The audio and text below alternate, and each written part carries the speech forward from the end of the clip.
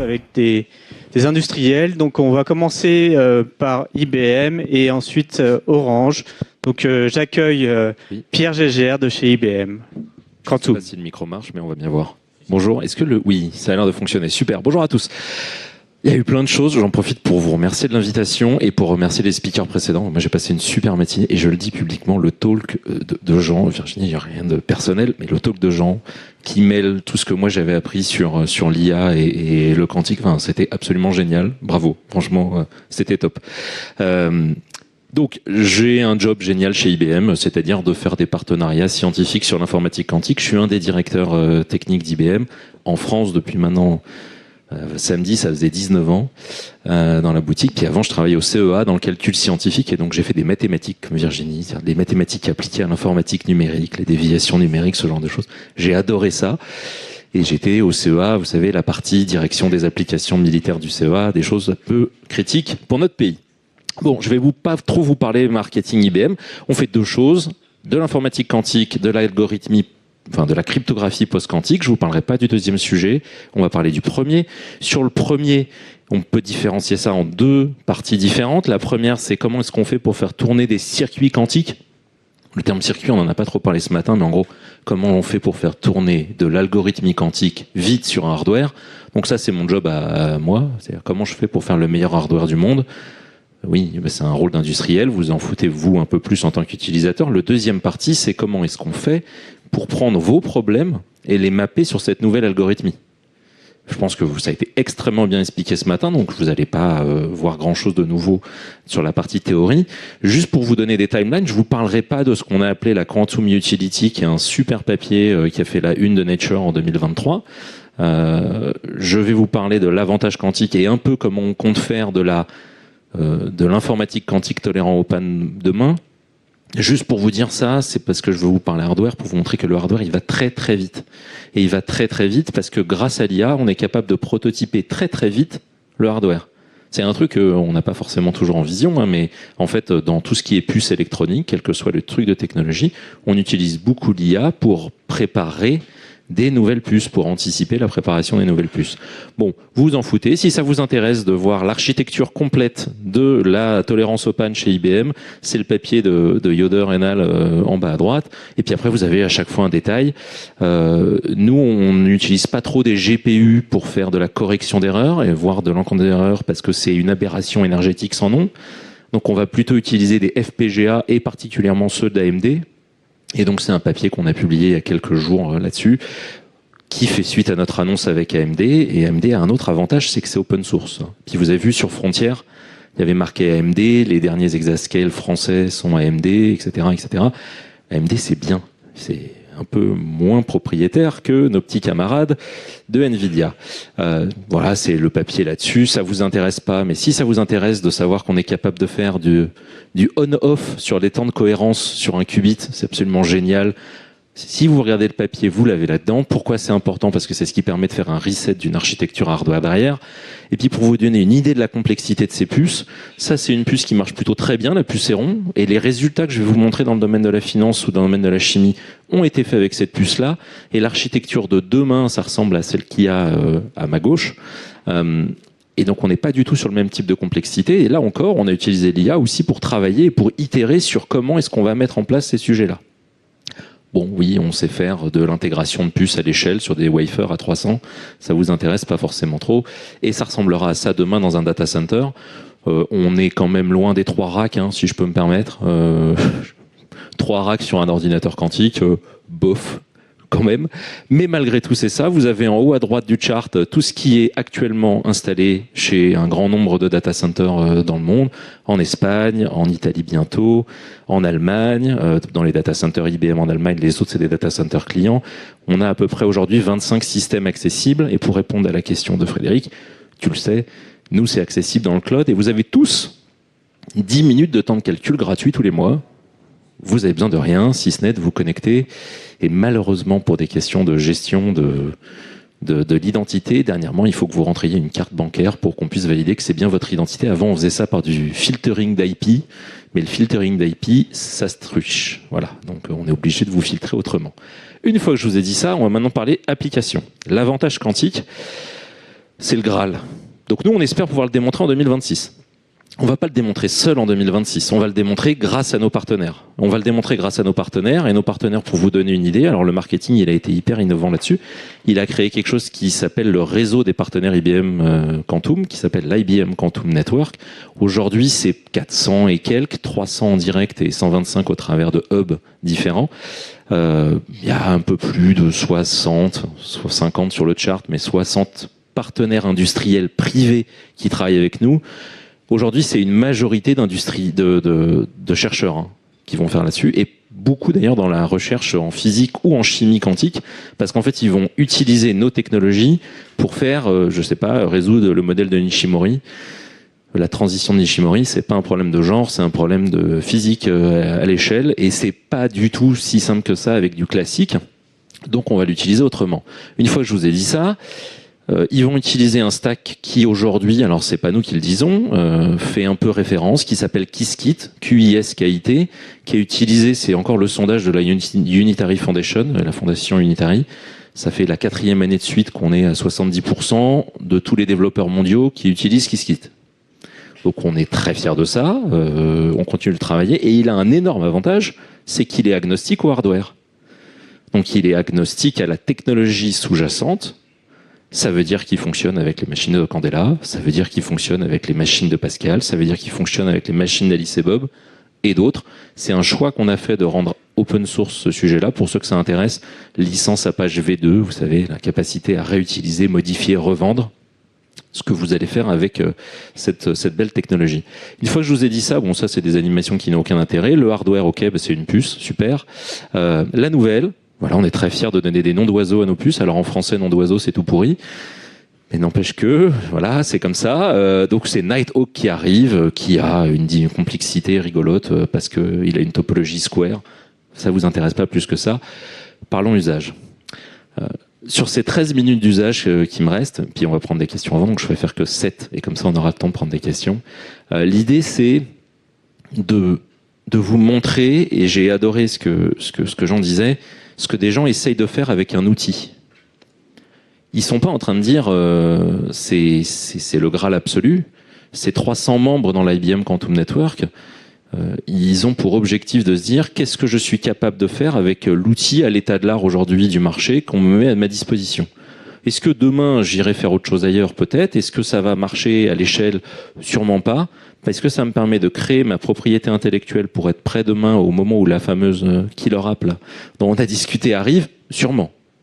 Est-ce que ça me permet de développer mon équipe et mes compétences en interne? Parce que, en effet, il y a quelques masters qui sortent, mais est-ce que, enfin, je sais pas vous, mais moi j'ai pas arrêté d'apprendre quand je suis rentré dans l'entreprise.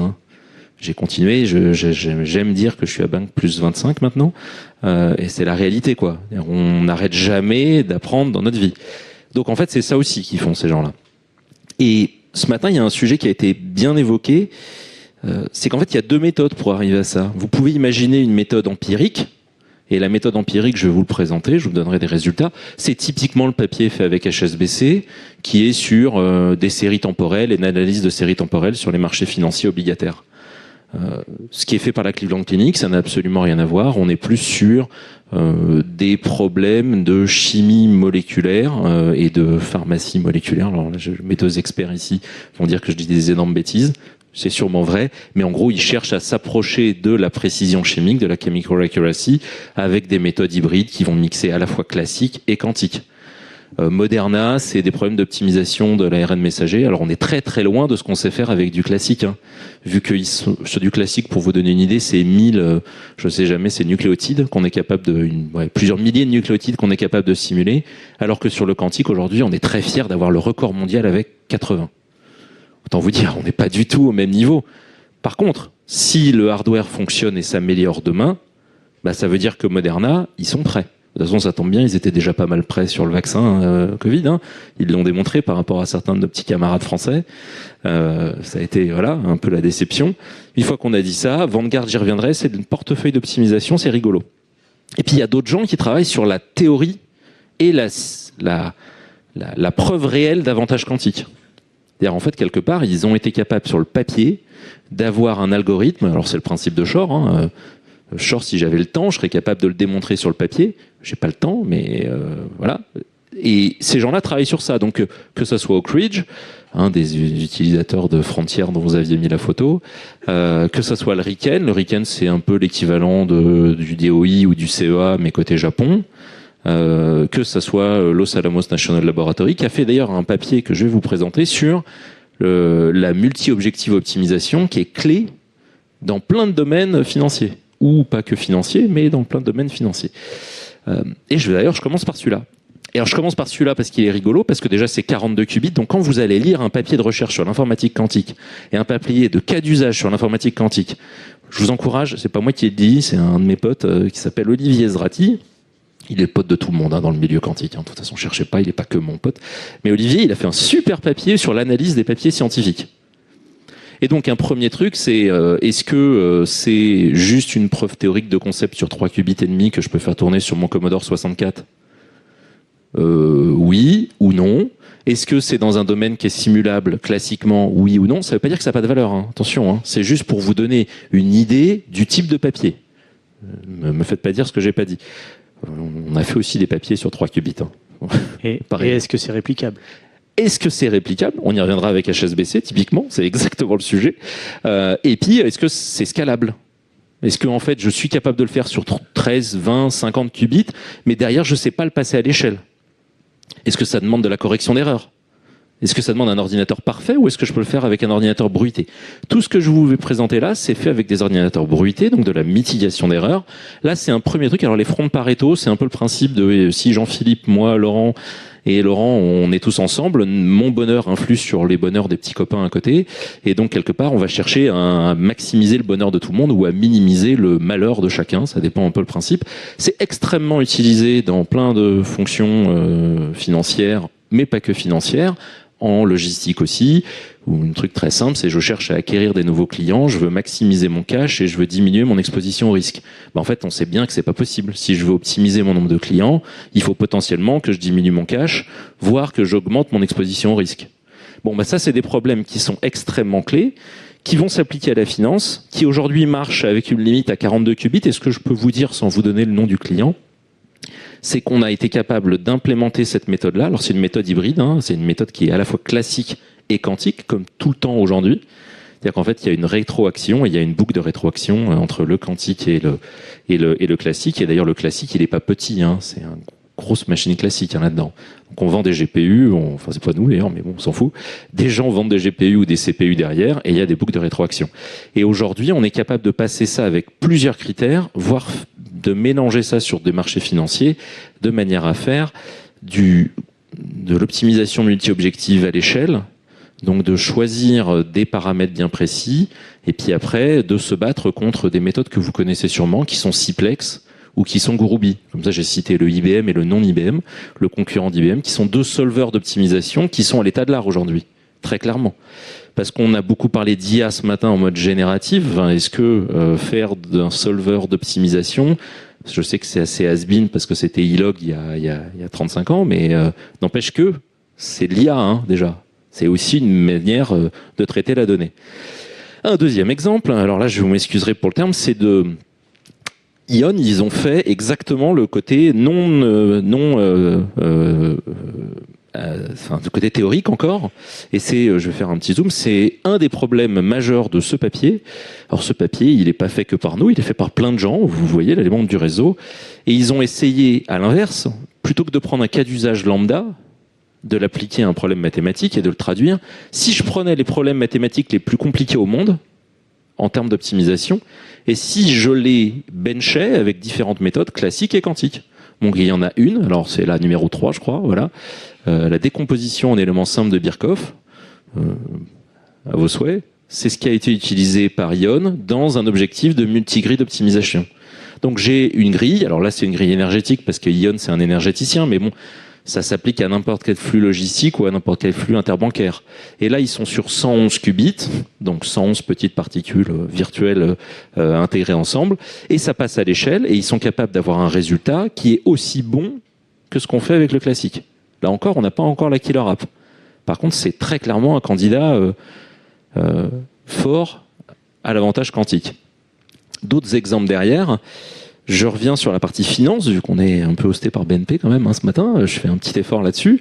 Avec Vanguard. Donc Vanguard, il y a une seule partie du modèle qui est quantique. C'est la partie optimisation au milieu, là, Optimization Engine. Tout le reste, c'est absolument pas du quantique. Et eux, ils vont optimiser un portefeuille obligataire. Donc en gros, vous avez 109 obligations dans le portefeuille financier. C'est tout petit, 109. Un portefeuille obligataire comme celui de BNP PCIB, je dévoile pas de chiffres, mais c'est beaucoup plus gros que 109. Par contre, ce qui est intéressant, c'est le pipeline. Avec cette petite évolution, on va faire après un moteur classique, et ce moteur classique va améliorer les paramètres du moteur quantique, et puis etc., de manière à avoir une convergence à un instant T. Aujourd'hui, ça fonctionne, et on a le même résultat que le classique, on est à 0,5 points de l'optimum. Donc en fait, la question n'est pas si le quantique marche. Et donc c'est le type de méthode qui est rigolote parce qu'on est maintenant à 4200 ports, donc 4200 opérations quantiques. C'est un autre sujet d'ailleurs, je vous encourage à regarder quand vous lisez des papiers scientifiques, c'est concrètement combien d'opérations quantiques il y a eu lieu. Parce que si c'est 15, bof, vous pouvez le faire à la main, 15, c'est des matrices, pas très compliqué.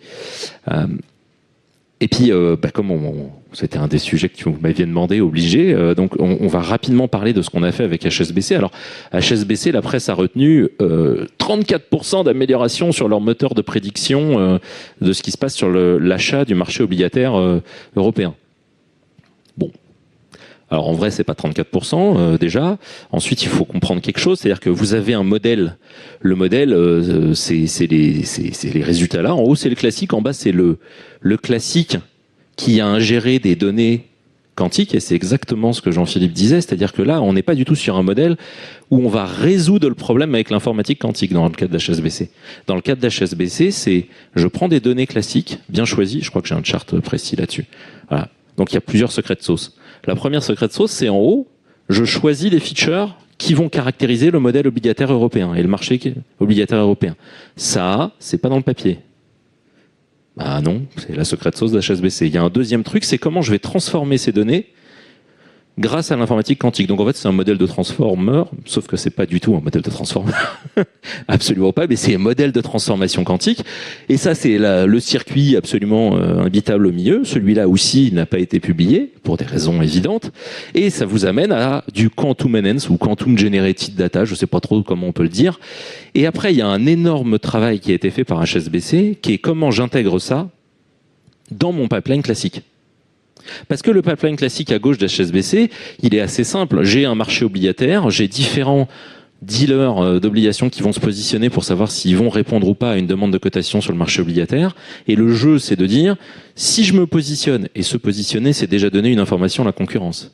Si je me positionne, est-ce que je suis capable de me positionner au bon prix avec la bonne valeur, de manière à être certain de gagner la cotation et en fait d'augmenter les charges. Alors c'est un marché qui est rigolo parce que en fait tout ce que vous faites sur le marché, donc tous les modèles que vous pouvez appliquer pour comprendre ce qui s'est passé dans le passé, va avoir une influence sur le futur. C'est-à-dire qu'en fait vous êtes votre propre inducteur du marché. Donc parce que en tant qu'HSBC vous influez là-dessus. Et en fait ce qu'ils ont été capables de faire, c'est avec ce petit truc gris là, qui n'est pas tellement décrit dans le papier, pour être très clair avec vous. C'est le fameux event matching. Et ça, en gros, ça va dire que à des moments, en fonction du temps, ils vont faire appel ou pas à ce modèle quantique derrière, à ces données quantiques pour améliorer le modèle classique. C'est pas si simple que ça d'un point de vue informatique. C'est pas très compliqué non plus. Ça reste du classique. Le quantique là-dedans, il apporte finalement que la transformation de données.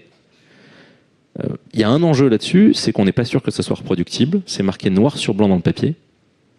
Donc on n'est pas sûr que ça soit reproductible à d'autres environnements. Et je le dis d'une manière très transparente.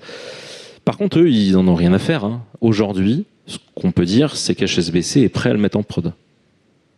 Et HSBC est prêt à ce que le graphique du bas, en gros, ce que vous voulez, c'est être la courbe rouge soit le plus à gauche possible et la courbe bleue soit le plus à droite possible, parce que c'est la probabilité, la courbe bleue c'est la probabilité qu'une cotation ait lieu, donc vous avez envie qu'elle soit le plus proche de 1. La courbe rouge c'est la probabilité qu'une demande de cotation ne soit pas, n'ait pas lieu sur le marché, donc vous avez envie qu'elle soit le plus proche de 0 dans votre modèle. Et vous voyez bien la différence entre le modèle classique et le modèle quantique au-dessus, où aujourd'hui, sur le modèle classique, ils étaient tous les deux proches de 0,5. Et à l'inverse, on a réussi à discriminer ces deux sujets-là. Ils ont travaillé sur le ROI aussi, pour le coup, je ne peux pas communiquer. Il y a plein d'autres gens qui bossent là-dessus. Je vous parlais du modèle de Schwinger, là, vous l'avez ici, la transition de Nishimori. Il y a des gens qui font, bref, plein de trucs derrière. Je voulais juste vous parler d'un dernier sujet, c'est que tout ça n'a de valeur que si c'est vérifié par la communauté. Alors, c'est pas forcément le cas. HSBC s'en fout de la communauté. Si ça leur apporte un business à eux et un gain de business qu'ils pourront réinvestir dans leur informatique et dans autre chose, quelque part, c'est un gain concurrentiel. Par contre, si on parle science, si on parle vérification chimique ou ce genre de choses, il y a un intérêt à démontrer l'avantage avec la communauté. Donc ça a été publié, c'est un truc où je vous encourage chacun à participer, qui s'appelle l'Advantage Tracker. C'est pas que IBM qui fait ça. On est plein d'autres à faire là-dessus et qui permet de valider ou pas un certain nombre de claims d'avantage quantique, parce qu'on s'attend à ce qu'il y ait beaucoup de claims d'avantage quantique, et la difficulté, ce sera est-ce qu'on est capable de le vérifier. J'ai bien vu derrière, je vous passe tous ces charts-là, je suis disposé à répondre aux questions. Merci Pierre. Du coup, est-ce que nous avons... Ah, une question dans la salle. Merci beaucoup, c'est très intéressant. Alors, j'ai une question un petit peu délicate, mais de tous les rapports techniques qui ont été présentés, la plupart n'ont pas passé des comités de revue de lecture. Est-ce que c'est une asymétrie du monde de la recherche où il y a un manquement de soit de journaux, soit de conférences sur la publication avec comité de lecture de papier? Est-ce que c'est quelque chose qu'on doit pousser ou c'est tout simplement quelque chose qui n'existe pas encore? Alors, c'est une excellente remarque. Ça va dépendre. Si je prends l'exemple du RIKEN, de ce qu'a fait la Cleveland Clinic, de ce qu'a fait le RIKEN dans Chemistry Beyond Exact Simulation. Donc c'est Quantum Chemistry Beyond Exact Simulation.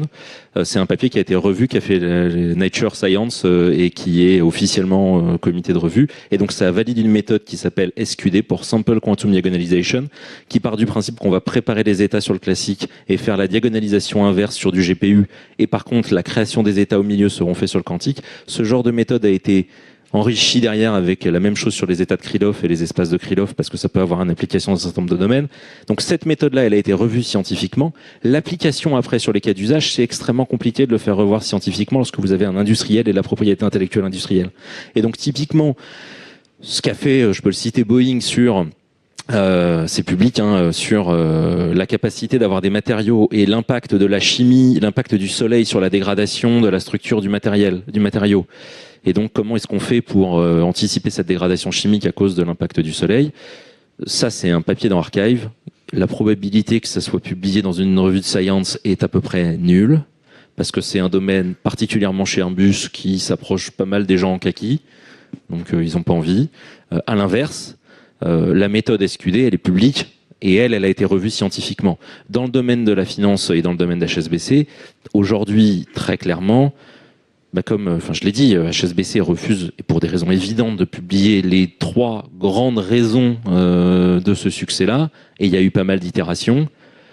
Donc on a incapacité à le publier. Il faut vraiment qu'on décorrèle les deux entre l'application de l'usage et la création d'une méthode algorithmique. Alors, question subsidiaire, je m'en excuse. Historiquement, le machine learning, ça a été un domaine qui a beaucoup travaillé sur l'open source. Les chercheurs, dans les années 90, ont créé des conférences justement pour faire de l'open source. S'éviter, en fait, les revues à comité de lecture, créer leur propre comité de lecture. Aujourd'hui, on commence à avoir des industrial tracks, justement pour valoriser ces travaux qui sont plutôt industriels dans les conférences de machine learning classique. Est-ce que c'est quelque chose que l'industrie doit aller pousser côté quantique? Sur le quantique, c'est déjà le cas. C'est pour ça qu'on a publié en écosystème Qiskit d'un point de vue. Alors c'est un SDK, mais qui en fait monte très très haut dans les couches ou dans les couches d'intégration. Ça va s'impliquer avec Slurm pour ceux qui ont fait du WellSF, pour ceux qui ont fait du HPC un peu à l'échelle. Ça va s'impliquer avec des applications de métiers en face diverses et variées. Après, en fait, l'enjeu, ça va être de publier en open source l'algorithmie quantique. Et l'application, elle, c'est très clair, je pense qu'elle sera moins open source. Mais, comme on a dans le classique aujourd'hui, les méthodes comme NACA12 qui font de la simulation thermodynamique, c'est des trucs publics. thermodynamique, c'est aérodynamique, Naka, mais de l'aérodynamique, c'est public. L'application dans le cadre des ailes ou des ailettes de moteur chez Safran, ça l'est pas. Voilà. Claire, merci. Une autre question en ligne peut-être?